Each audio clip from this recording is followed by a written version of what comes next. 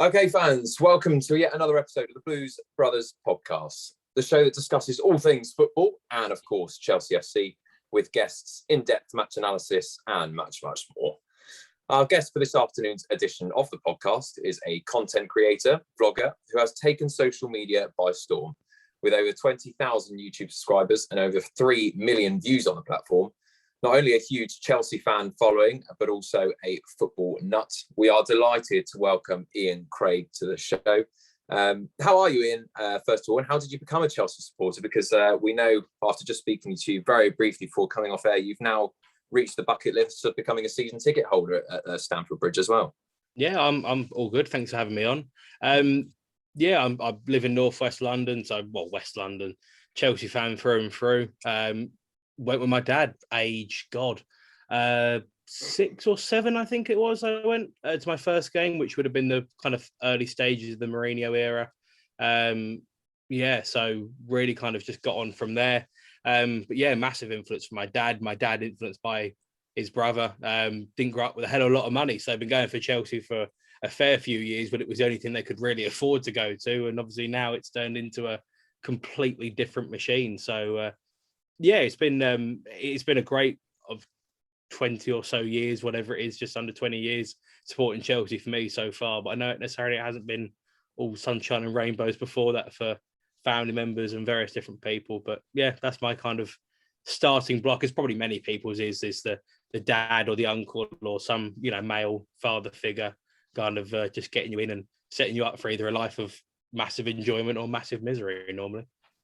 I'd love to say that we've kind of been through the struggle, but really, as fans, I mean, we're all of a similar age, apart from maybe a few seasons under Claudio Ranieri, maybe just a bit previous. Really, we've had the fruits of everyone's labour, really, of all the success, and we'll look back on it. And I wonder where Chelsea will be in 20 or so years' time. But we love what you do, and I'm a personal subscriber to your YouTube channel, and you can find he's labelled as Craigo. That's all I refer to him as, but.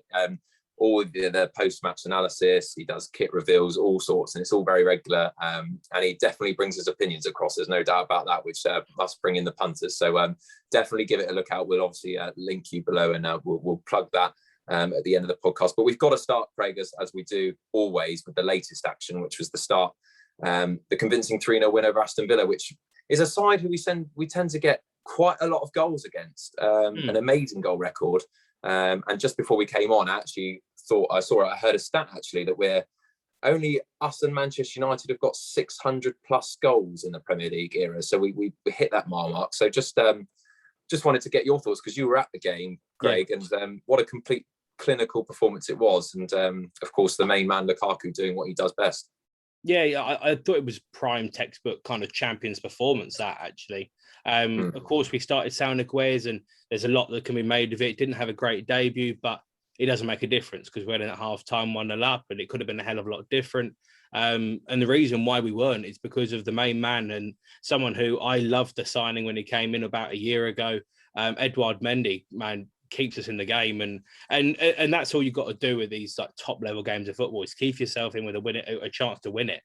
And then someone like Lukaku, some of these big luxury players that you've got, can come up with the goods, and that's exactly what happened. It was a mistake from Aston Villa for the second goal. Even Kovacic got on the score sheet, which is very much a rarity. I'm a very big fan of Kovacic, but that a massive rarity. And then again, Lukaku kind of finishes it off, and I don't want to say the 3-0 kind of papers over the cracks or such, but I do think for sure that I think certain people have reacted to it going, oh, it was absolutely dominant and we were this, and we thoroughly deserved it. There was times where we could have been behind, especially in the first half. And kind of my kind of takeaway from the game is that these games will happen. And if you can get them out of the way early doors, we had an international break, players weren't allowed to play. Mason Mount had played a lot of minutes. He got rested. Champions League game to deal with, of course, tomorrow night. There was a lot of potential banana skin moments from this game of football, and we dealt with it. And that's all that matters. And again, moving forward, no one will really remember this game. It'll be a 3-0, and it was what it was, but we still got through it. It's another 3 points to add, and that 3 points at the end of the season might be massive. You don't know how close it's going to be. So I'm very, very happy, but I don't want to just get carried away just yet, because I know what I want to see, and it's coming, but it just wasn't there for me on Saturday. Yeah, because these are the sort of games that, if you're going to win a Premier League title, which hopefully we are going to do this season, you cannot be afford to dropping points at home to teams, no disrespect to them, but the likes of Aston Villa. And in previous years, those are the sort of things that we perhaps would have done. You did mention that obviously they had some quite good chances where they could have easily taken the lead or gone in level. A particular chance at Ollie Watkins where Thiago Silva does some brilliant defending. How impressed have you been, Craigo, with how Thomas Tuchel has just transformed the defence with the same players? Because our defensive record is absolutely outstanding now. And I'm just so surprised because we haven't really made any additions to that squad defensively. And yet you literally go into every game thinking, we're not going to let a goal in. Well, I love American football. I'm a very big American football fan. And there is a phrase in American football, American sports in general, that defense wins championships. And one thing that we were struggling with is people were getting exposed. Jorginho, obviously, he's won European Player of the Year, but he was getting exposed because he's not necessarily that fast. You've then got maybe Christensen and Rudiger, who've got their own deficiencies themselves. They were playing as a pairing. Thiago Silva is a bit slow. You have a back four, and you've got those two isolated by themselves. You're going to have problems. You compare that to maybe Liverpool, who have Van Dijk and Matip, or Van Dijk and Gomez. Van Dijk is going to make up for all those. He is the perfect centre half. But what Chelsea have done is very simple. It's defensive-minded football that we had under Conte. It's making sure we're all right going that way and then focusing on going forward. And we won the Champions League last year. Which it sounds bizarre. We won the Champions League last year and we didn't have a single forward nominated for the European Player of the Year, which sounds nuts because normally, years gone by, it's been Barcelona or Bayern Munich and Lewandowski's won it and all these people. And normally the names that get remembered are the big men up front. We didn't have that. And Thomas Tuchel has done an incredible job by just doing what sounds very obvious, but it's just safety in numbers. It's allowing Jorginho and Kante to do what they do best, which is keep the ball. And if Jorginho does lose it, you've then got three people behind him that's going to be able to stop it rather than two, both of which might be out of position. The idea is that if one of them is, maybe a little bit wrong, whether it be Zuma previously or it's been Thiago Silva, maybe gets kind of a little bit caught out pace-wise, things like that, it stops. It happened against West Brom last year and we did get found out and we did cause ourselves our own problems. But if you can kind of get rid of that stuff early doors, you're going to give yourself a chance to win games of football. And as I keep coming back to it, all you've got to do is just give yourself a fighting chance. And if you ain't conceding goals, you've always got a chance to nick a 1-0 or a 2-0 or a 2-1 if it does go to that.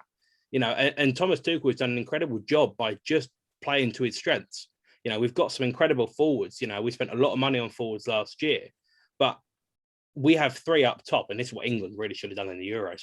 We have the people up top.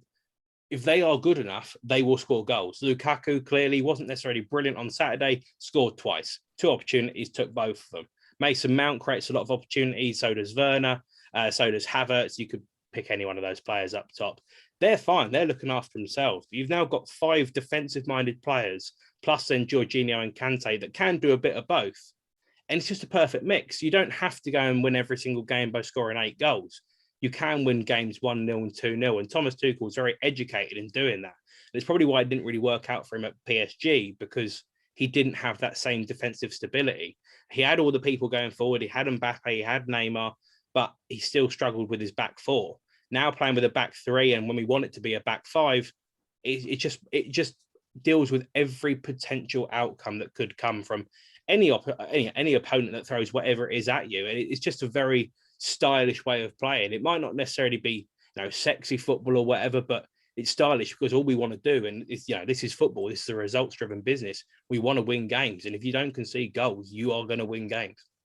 I just wanted to ask you just a couple of questions on a few players very briefly before we move on. Obviously, you mentioned we saw the debut of Sal Niguez. Firstly, how important do you think bringing him in on deadline day was for the kind of the balance of the squad, particularly given that N'Golo Kante's picking up a few injuries? We're likely to have a big 60 to 70 game season with all the various competitions we're in. How important do you feel that signing was to get that done? I mean, I look at our midfield options now. I would love Loftus-Cheek to work out, as would I would love Barkley, but realistically, I don't think they're going to be the players that we need moving forward. So bringing in someone like Sal Niguez, we've really got kind of a midfield 5 options to play proper centre midfield. Kovacic, Jorginho, Kante, Sal Niguez, and I would throw Chalobah in there as well. I think that's a really nice group. Saunaguer is a little bit taller as well. That's going to help out massively.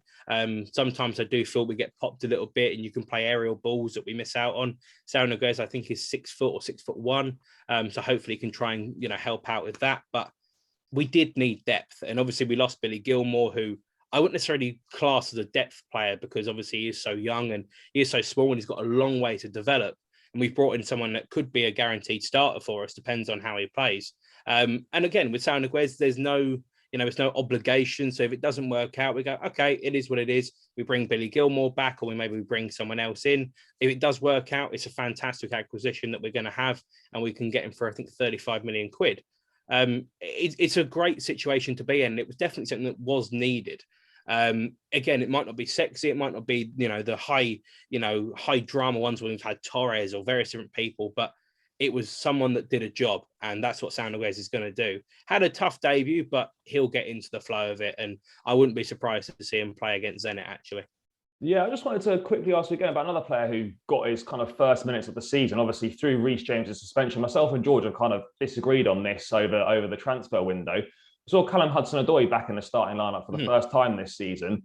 What did you think of his performance, firstly? And secondly, did you think the club did the right thing by keeping him this season, or do you feel he should have been allowed to leave on loan? I would never have given him the contract, to be honest with you, that massive contract that he's on, and it has caused problems. I actually thought he was very poor the other night. I think that he and Chalobah next to each other did not work. And I think that he hasn't got the defensive know-how to be able to play the right wing back. He is young, he can develop that. But if you've got to develop one or the other with Chalobah and him, Chalobah is the better option to play at centre-back rather than him to play at wing-back. And I think that he won't get a look in it. The only reason he actually did play is because Azpilicueta had played for Spain and needed to have a little bit of a rest because of the big game tomorrow night. But I like him as a player, but I think I need to see more. And I think that loan to Germany would have been fantastic. I think it would have been brilliant for him. However, I just don't know whether we're going to get that, the big number that was thrown out there a couple of years ago was the 70 million quid from Bayern. And I don't know if I'm ever going to see a 70 million pound player. I would love to, but that money could have been spent and done so many different things. And I want to see Callum Hudson-Odoi do what he does best, which was in the Europa League season. He was going forward. But again, at the same time, that was also the Europa League, and we're now champions of Europe in the Champions League. It's two completely different kettles of fish. And the injury, again, it's frustrating, it's annoying, but I would just love to see more from him. And I don't know if I'm going to see it. And I think if you would have sent him to Germany, you definitely would have seen it. And if you didn't, you'd have known what you had. And I think that would have been a really wise thing to do. But we didn't necessarily have the squad depth. So I can understand, why he would go. And obviously the Reece James red card is, it's harsh, it's tough, and Azpi being out, it's going to happen. But there's a lot of games to play. Again, squad depth is going to be massive, and he does need to play games for us. I just don't know if it's at right wing back. Yeah, and on a weekend that obviously Cristiano Ronaldo's return with 2 goals dominated the headlines, Romelu Lukaku obviously let us and everyone know that he's still knocking about. He's to be taken seriously. He's going to score a lot of goals. How impressed have you been with his start to his second Chelsea career, as it were? And do you feel his goals can win us the league this season? Yeah, I do. We've lost, obviously we lost Tammy Abraham. That's 7 goals. But, I mean, it's really simple. In terms of league goals, I mean, our top scorer last year was about 5 different players, all with 7 goals. Lukaku's played 3 games for us and has already scored 3 goals. We're halfway there, and it sounds really basic and really irritating, but we are halfway there in terms of getting that big name centre forward and doing what we've done last year. You need to have a couple of people, of course, popping up with goals, and Jorginho isn't going to get 7 again this year because I think Lukaku will take penalties. But I do think he is the kind of guy that we needed. And the problem that I had with Kai Havertz playing up front, he's a fantastic footballer, but the idea they had with him is that he could be the target man. He's the taller one. He's the one that's going to be able to hold the ball up, maybe, and then kind of link up with other people. But everyone wants to score tap-ins. Everyone wants to score the easy goals. And again, it's part of football. It is going to happen. But I would struggle to have massive confidence in, obviously, going back to last year's squad, Tammy Abraham, Werner, Kai Havertz. I'd struggle to have any confidence in any of the 3 of them to score goals from outside the box. And Lukaku clearly showed on Saturday that he can do that. And if you want to score goals in various different ways and win in the league, you have to be able to do it all. And Lukaku is more capable of doing it all, and also helping other people do it all in comparison to Timo Werner or to Tammy Abraham and to Havertz as well. Havertz is going to be useful, and there will be games that Lukaku probably will miss, maybe rest him here and there. And I do think we've got a good option in Havertz, but if you just become very samey, people are going to find you out. And that did happen to us at points last season. And I just do think that, you know, we've done a hell of a lot in terms of youth recruitment. We're having, you know, Mason Mount, obviously Reece James.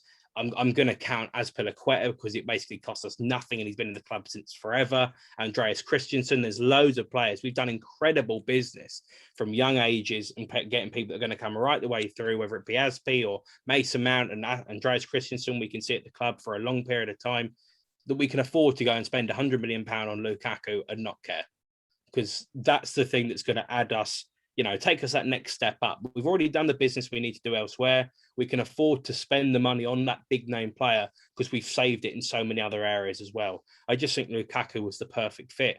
I would have loved Haaland. I think he's going to be another one that's really going to progress up. But I mean, you look at what it means to Lukaku, and that's what you want. You want fight. You want determination. It's fantastic to see. And you talk about winning leagues and taking that step up. We, of course, this week begin our defence of the Champions League title. Mm-hmm. It sounds strange saying that, the defence. It almost seems that we just took it for a little bit for granted, that it wasn't really big news, but it's just been such a whirlwind of things that have just come so thick and fast, particularly with the Euros. But kick off the defence of the Champions League. I mean, so difficult to say, Craigo, but, you know, what are your expectations going into this one? Because when we had to defend one last time, we obviously exited via the group stage, and we can't really be asking seriously to go back to back. Very few teams do that, but we do seem to have a stronger squad than we did when we actually won it. But I suppose sometimes it's just a chance of moments coming together, and it all seems to pan out. And the best sides don't necessarily always win the Champions League. We know that, but are you excited about the prospect of possibly going deep again? Do you want to know my honest opinion? Yeah, go on. I genuinely think we're going to win it again. Really? I genuinely think we're going to win it again. And I have a little bit of hesitation in saying that because it can get clipped up and whatever. But I think that there's going to be a couple of teams in the league that are going to be really, really good. And we might be thereabouts, might just miss out on it. But I just have this real thought that the way that we played, again, it's two-legged affairs. None of this home and away goal nonsense anymore. Just deal with 2 games of football. And that's something that I think that we can do. And I think there might be times where maybe we become a little bit unstuck in the league and we will have the odd game. We go, oh, that was terrible. And we will be right up there, right at the end of it. But I have this weird feeling that it will be us again. Just because we could potentially afford to put all our eggs in one basket.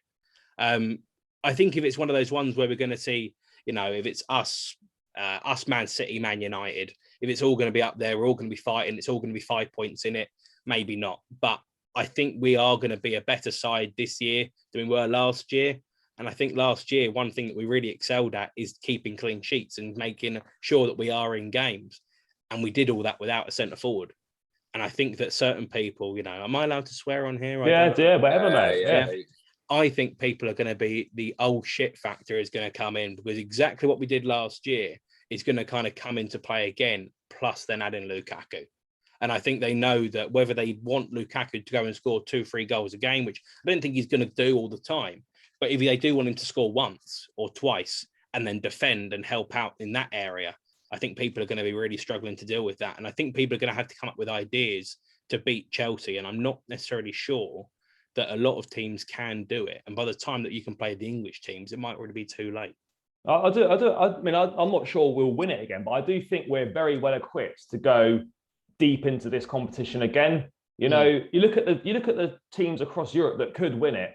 Barcelona are in big problems, nowhere near as good as they used to be. Real Madrid are kind of in a rebuilding phase still. Obviously, Carlo Ancelotti back, they might do a little bit better, but they're nowhere near as good as they used to be. Yeah. I mean, Bayern Munich are a threat, but they haven't won a Champions League, or they have won the Champions League a couple of years ago. But, you know, I feel we can beat them. And then you're looking at it, the Italian sides, Juventus are shocking this season so far at the moment. AC Milan back for the first time in a while. And obviously Inter Milan have lost Hakimi and obviously Lukaku to us. So you look at it and you're thinking realistically, PSG maybe with Neymar, Messi, and Mbappe situation, this could finally be their opportunity. But then you're really looking at it and you think, okay, Chelsea and probably Manchester City. I think Man United haven't got enough quality in the middle of the park. I don't think they've got a good enough manager. But there's not really many other teams that I would say we're in the top 3 favourites to perhaps go and do it again. Yeah, I think what could be dangerous is, again, teams that could put all their eggs in one basket. So someone like Liverpool, who may not be up there to challenge for the Premier League, as long as they get top 4, they could potentially go on and look to win the Champions League again. But you're looking at teams, and again, I said it before, and I'll say it again: defense wins championships. You look at all the money that PSG have spent, all on forwards. Everyone's a forward. They got Ramos on a free, which is fair enough, but you look at the 2 fullbacks they've got, both go forward. So you're relying on Marquinhos and Ramos to be able to deal with everything that any team might throw at you, which I can't see happening. Got Donnarumma, but Donnarumma got beaten in games in the Euros. Could become a problem for them kind of later down the line. I wouldn't want to put all my eggs in one basket with saying he is going to be the saviour. But, I mean, Bayern Munich are obviously always going to be strong, and they are in that luxury position where the Bundesliga is pretty much wrapped up for them every single season, which is obviously annoying. But I don't look at them and think they're the same force. Again, defensively, they could have problems. Manchester City have got a decent defence, but you look at Walker and Cancelo and everything's happening with Mendy and whatever. All they want to do is go forward, and it's all about scoring loads of goals. And sometimes I think that they do lack. Liverpool are the one that do kind of like test me, because they've got obviously a decent goalkeeper. They've got Van Dijk. They can go forward. But there's all these teams have potential holes that could be exploited, as do we. But I feel like we're like 1 or 2 where there is, I mean, I've rattled off a handful for each team. And I just do think we are going to be one of these teams that just annoyingly gets their way through the competition until it's a problem for everyone else. Yeah, I mean, I think it's definitely possible. I was just going to get your thoughts on the group. Obviously, we've got Zenit St. Petersburg, who we kick off against tomorrow. And ironically, the final this year is in St. Petersburg. So could be an omen. Who could be an omen? Who knows? We've got Juventus without Cristiano Ronaldo. Poor start to the season, seems to really be struggling. And then we're also joined by Swedish side Malmo. I mean, what's your thoughts on that group? I mean, it's a group that realistically we should be topping. Yeah, well, we mullered Malmo, didn't we, in the Europa League, and they're not going to be that dissimilar of the side. So we should be able to see them off quite comfortably. Zenit are a decent side. You know, they're not to be taken as any mugs, but again, if you have any real serious ambitions of winning it, you should be doing both legs over them. Annoyingly, I think our last game in the group is away in St. Petersburg, I think. If you don't have to play a full strength side for that, then why bother? It's going to come down to the 2 games against Juve. And Juve are, you know, they are struggling this year, but they are a team that could potentially turn it on for 1 or 2 games. And then they look at it and go, oh, that season was a massive success. I do think we are good enough to beat them. And I think the Ronaldo factor, you know, was really kind of disproved by Porto last year, who knocked them out. They had the big name players, you know, in Ronaldo and Dybala and whatever, but they shut them down. They shut them down. They didn't really have a look in. And they, again, Porto kind of bullshitted their way through, but they still got through. We don't have to get through against Juve. We need to pick up a draw and a win. And that's something that we can definitely do, you know. And if we get a draw and a win against them, we top the group. And I think it is that simple. There is a handful of groups that have got a couple of tasty sides. So finishing first or second actually might not make a hell of a lot of difference depending on who tops the group elsewhere. Because there are going to be some very tough games in the round of 16. But, you know, if you get a little bit of luck, or, you know, you play a team that maybe shouldn't have got through, or they got through in the weakest group, I think we can move right into the latter stages of it. I really do think we can win this tournament. But the group, for me, should be a walk in the park. It's obviously going to be a tough test against Juve, but it's one that I do think we should be able to deal with. Yeah, I think last season as well, and me and George discussed this quite a lot, is that, yes, we did outstanding to win it, but I know you've got to play everyone and you can't help the draw, but we were very fortunate with the draw we got along the way to making the final, you know, avoiding the big sides in the other half of the draw. I know we played Atletico Madrid, who really offered nothing. We then obviously had Porto, and then out of the other semi-final, I suppose Real Madrid, no mugs, but it wasn't a great Real Madrid side, but you obviously still got to beat them. So we were helped a little bit there. But I mean, I don't fear us, drawing a big side in the last 16. As I said, you've got to play everyone anyway. So whether you play them in the final or whether you play them in around the 16, is almost irrelevant. And I think there being no away goals this season is going to make a big difference. Yeah. So I'm really pleased to see that rule go. I just wish they'd get rid of extra time as well and just go straight to the penalties. But I mean, we can't ask for too much. But just to wrap up this little section, George, I'll come to you first. I know he's kind of like head on the chopping block almost, but to pick a winner for this season's Champions League, who are you going to go with? Oh, who did I say already? I can't even. I think I said to you, from all the finals that we've seen, you tend to, when you get to the final on your second opportunity, you tend to take it, and we've seen that with Chelsea as well. So I hate to say it, but I think Manchester City might go one step more. I just feel that they can almost play 2 or 3 sides in different competitions. They've got the squad depth.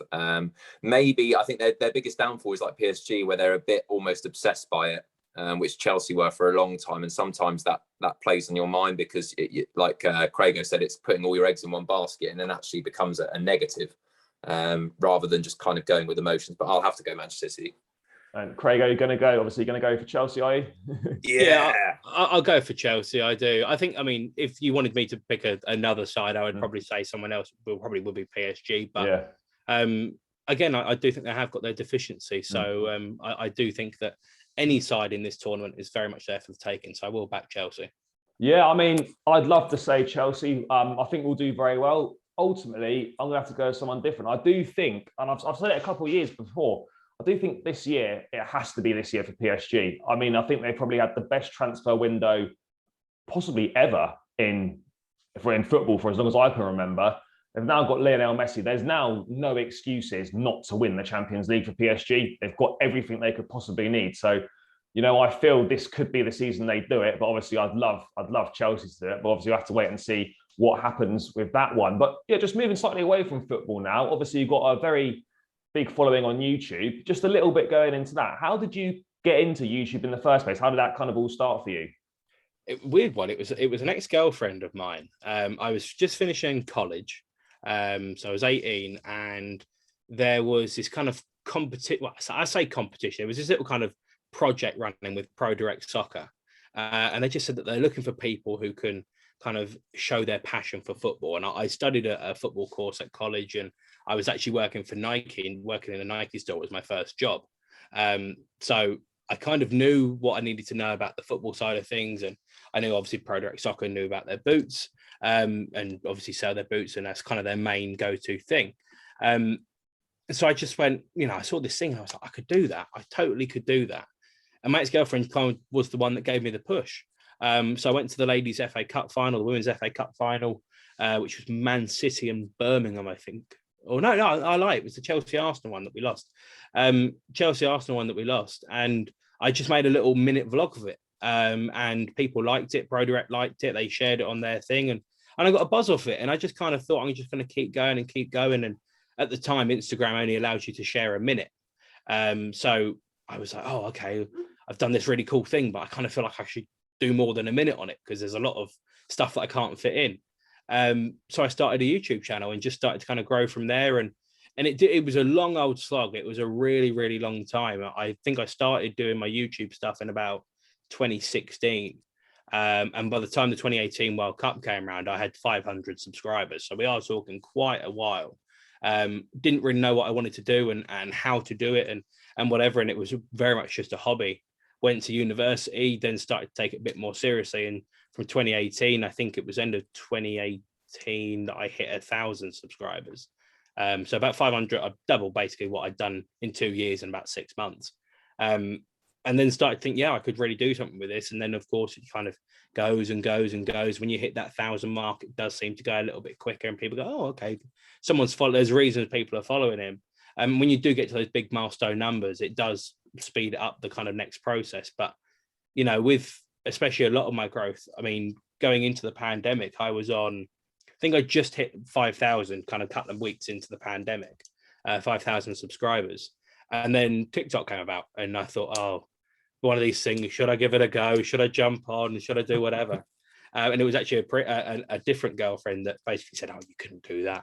you couldn't do that. You know, like, you do it and it'd be, you know, kind of basically put me down. Hence, she's an ex-girlfriend.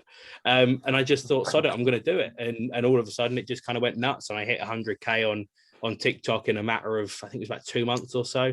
Really just kind of blew up. And obviously, the YouTube kind of went with it. And been very lucky and fortunate to do some very cool things with it.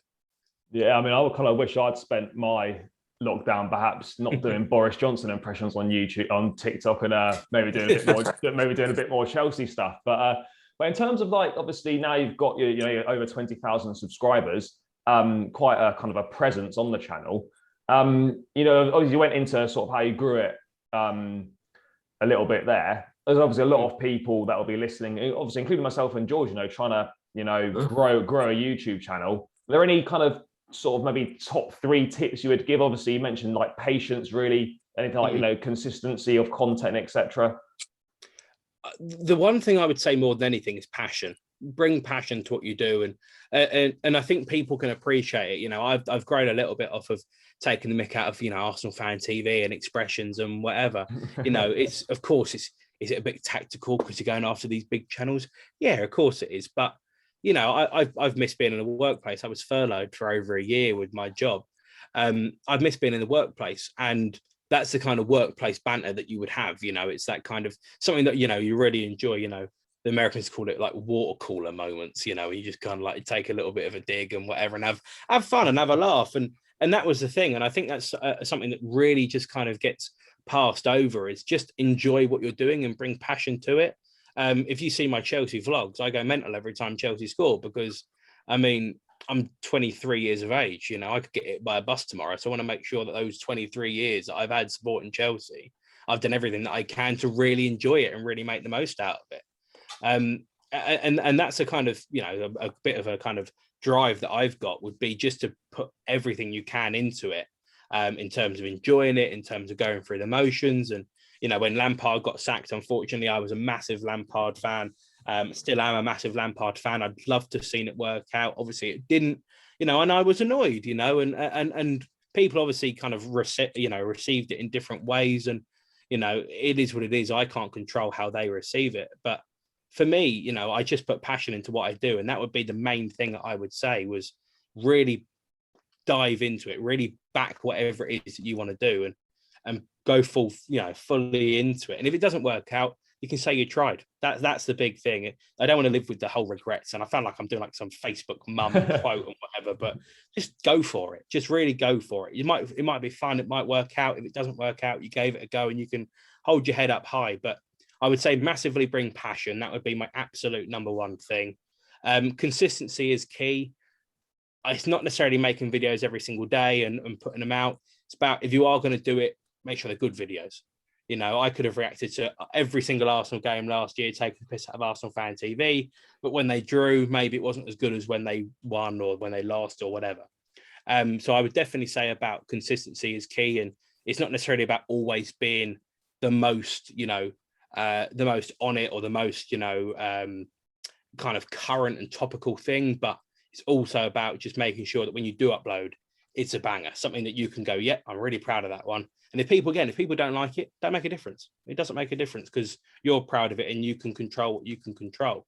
So yeah, I'd say definitely passionate, bring the passionate side is massively key. Consistency is huge. And I think also as well, it's understanding when to take time out as well, because there is a lot of people that just go, I'm going to go for it, and then just burn out. And I think, I did it after the Euros. I think I did about 75 videos during the Euros. It was all mental. I watched every single game, very much enjoyed it, but I was knackered after it. I'd done vlogs. I was up until 2 a.m, editing videos. It does take it out of you. So I would also say, one of the big things is also learn when it's not the right time to do it. And that's only comes with doing it regularly and learning about it. There's a lot to learn from actually sometimes doing nothing. And as long as you can kind of keep your eyes open to that, that's what you want to see. And that's where you're really going to start to grow and be proud of what you do. I hope you've been taking notes, Charlie. I have on my laptop just there. We've got the recording as well. Just in case. It's not just for the listeners, it's for us as well. Craigo, what about where So we've talked about now and the tips to get started, but for you already having a huge base, where's the ceiling for you? I mean, obviously, where would you like to see yourself in so-called 3 to 5 years' time? What are your plan? Short-term plan, long-term plan? Hit me. I've got a degree in sports business and sports broadcasting. That's what I did my degree in at UCFB at Wembley. I want to be on TV. I love Soccer AM, and again, the similar reason, they bring passion to everything they do. And I love that, and that's the beautiest thing about this game of football is we can all care so much about it. So for me, I'd love to be on Soccer AM, and I think I won't limit myself to only Soccer AM, but I'd love to be able to do whatever it is that I can do on TV. I'd love the channel to go and get 1 million subscribers and go and all have a massive old party and whatever with it, but is talking about Chelsea alone going to get me to 1 million subscribers? Maybe not. And that's the thing I'm kind of looking forward to is there's opportunities with this channel to go and work in different areas. I do a lot. Well, I see Thogden quite a lot, and he obviously started with doing Bolton stuff and gaming stuff. And now at the moment, he's over in Spain watching La Liga. It's a really great, opportunity for growth for him. And he's done very well with it. And, it's someone that it's a channel that I aspire to be like, maybe with Thogden. He wants to go and do this. He's going and doing it. I shouldn't really be where I am doing what I'm doing. I mean, I do work with FIFA, and I'm just a guy that's currently sitting in my bedroom talking to you guys, on what day are we on? Monday afternoon. It's great and I love it. But then at the same time, I'm going like, oh, FIFA said, do you want to come to the Best Awards? And I saw Luka Modric pick up his golden ball or whatever it is that he gets.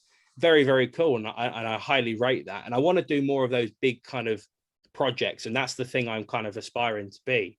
I know that unfortunately at some point I probably do have a shelf life and that my life, this kind of time on YouTube and TikTok will come to an end. But when I started it, I wanted to have it as a place to showcase what I can do and these cool events that I was going to. Right back when I was doing stuff with Pro Direct, I was lucky enough to meet Neymar, the big original Ronaldo. I've met some very, very big names and some very cool people doing what I do. But I want to have a place to showcase that. And that's what what I would aspire to be, is just continue to do what I do. And at the end of it, if there is a time where it comes, I've literally just got a massive portfolio of all these really cool things that I've done. And these very cool people that I've met and worked with. And that kind of is what my goal is just to continue to build this massive portfolio. The fact that I've got 20,000 subscribers, right, laugh, thanks very much. But I want to be able to just do what I'm doing and really enjoy it and look back on it and again have the same thing, no regrets, and just be really proud of what I've done. And obviously COVID's kind of dented that, of course, because obviously you can't go and see anyone, you can't go and meet anyone, and opportunities don't necessarily come around. But when it does, I just want to make it count. I want to make it matter. And to be fair to myself and give myself a pat on the back, so far I think I've done it. No, you've done some great stuff so far. Though, just a quick thing on Soccer AM.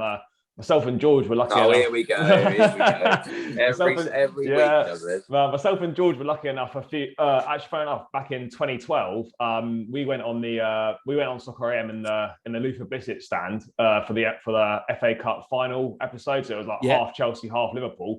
Uh-huh. And I managed to score in the Premier League trophy, and I was the only one that did it. So yeah, just like to remind George of that. But yeah, it's a great program. So I mean, it's definitely something to aspire to be on. So great.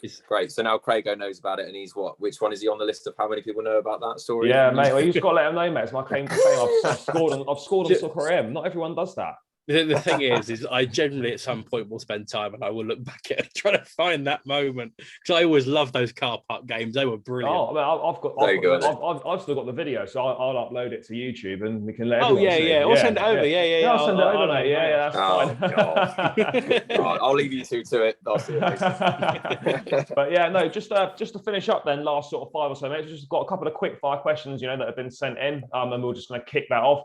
First one, quite topical, from the Aston Villa game. Obviously, there's a new Mason Mount banner that was unveiled in the stands over the weekend. So quite surprisingly, it received some negative publicity from certain so-called Chelsea fans. I mean, what was your kind of reaction to that news and the fact that there's been a bit of negative reaction to it? And what's your reaction to the banner in general? It's the best banner I've seen in quite a while. It's a fantastic banner.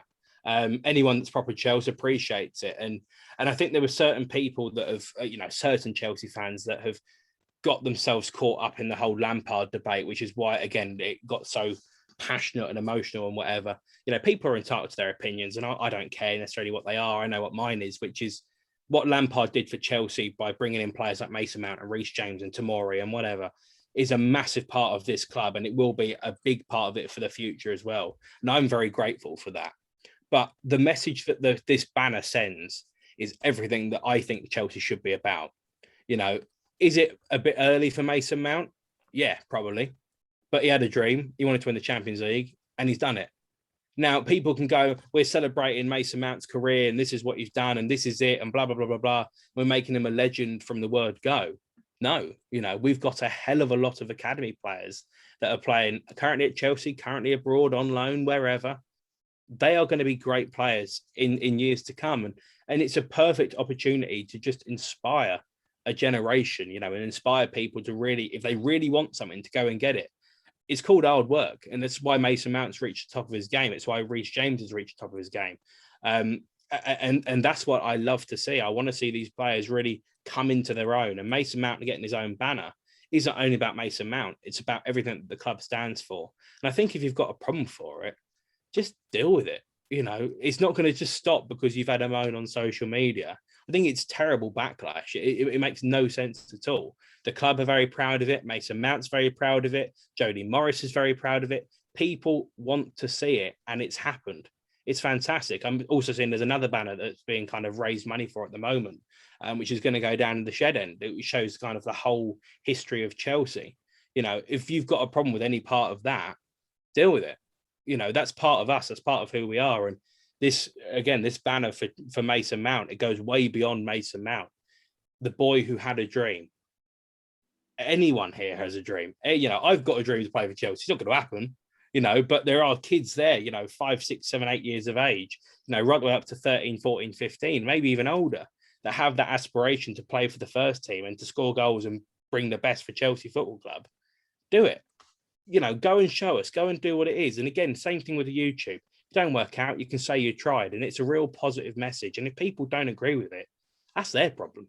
Yeah, 100%. I mean, it's a positive. You shouldn't, if you've got a problem with that, just say, don't support the club, or don't go to the games. You know, it's like all the things to have a problem about with a football club.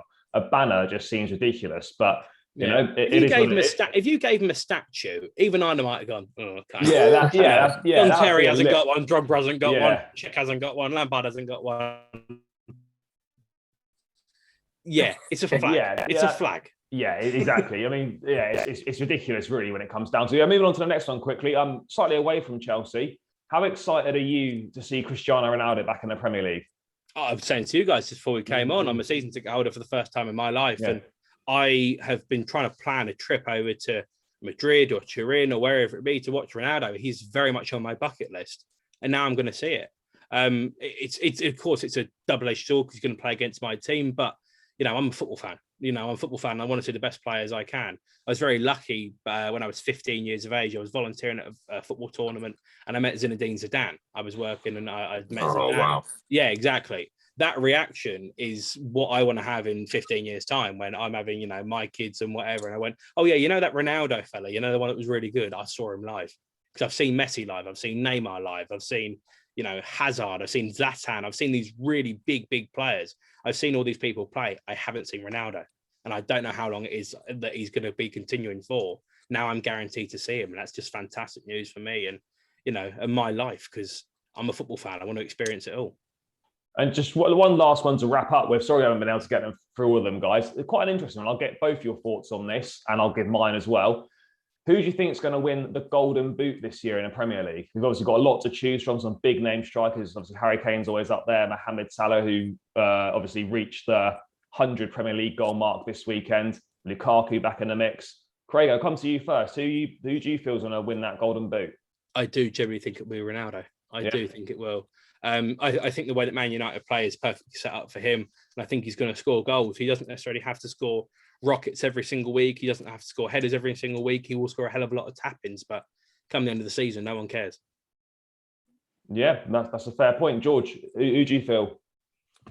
I'm just going with logic, really. I'd tip Chelsea to win the title, so I therefore think that we'll have the top goal scorer. And I think Lukaku, just as Craigo said, that Ronaldo's perfect for them. He seems to be the perfect fit for us, and maybe he's got more of a role bringing others into play as well. But I just think he's going to certainly go 15, 20 and beyond. And at that point, he'll be right in the mix, I'm sure.